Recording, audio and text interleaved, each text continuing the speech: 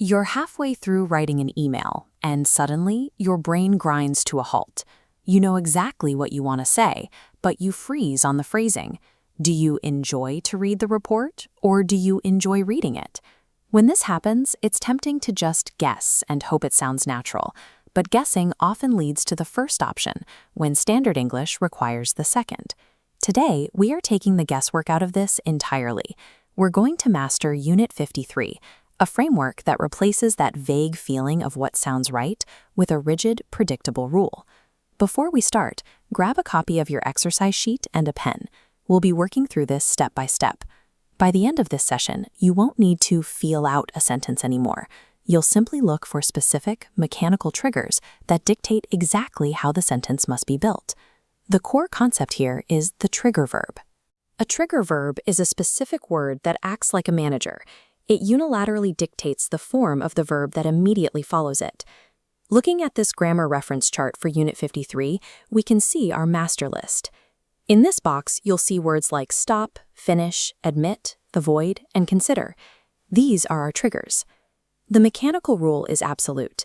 If any action verb follows one of these specific triggers, it is forced into its ing state. Look at the speech bubble on the right. The trigger verb mind forces the action close directly into closing. The most common point of failure here is letting the word to slip in. We say mind closing, never mind to close. Memorizing this finite list of triggers gives you a foolproof diagnostic tool. You spot the trigger, and the rest of the sentence construction is solved for you. This is exercise 53.1 on your worksheet. Let's apply our rule in a controlled environment. The task here is to extract the core action from a short conversation and report it. We'll start by isolating question 2. The prompt dialogue asks, "Do you want to play tennis?" and gets the negative response, "No, not really." Now look to the right side where our answer begins. He didn't fancy. There is our given trigger verb sitting at the end of the prompt, fancy. Next, we extract the intended action verb hidden within that source dialogue.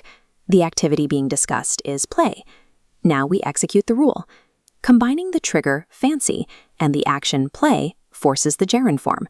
The answer becomes playing tennis. Let's shift our focus down to question 3. Here, we analyze a proposal to go for a walk, which is met with good idea. Our prompt sentence begins with she suggested. We isolate our new trigger, suggested, and pull the corresponding action verb from the dialogue, which is go. Apply the rule. Suggest forces go into the ing form. We write down going for a walk. By systematically identifying the trigger first, you remove the need for interpretation. The conversion process becomes entirely automatic. Now we need to account for a slight structural anomaly, the phrasal verb.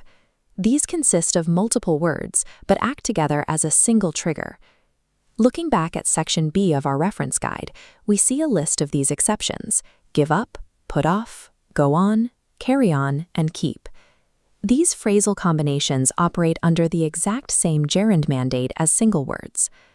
We can see how this plays out in exercise 53.2 on the worksheet. Here, we have to combine our grammatical rule with semantic logic using a word bank, because the action verb must be deduced from context. In question 2, the sentence reads, "I'm trying to concentrate.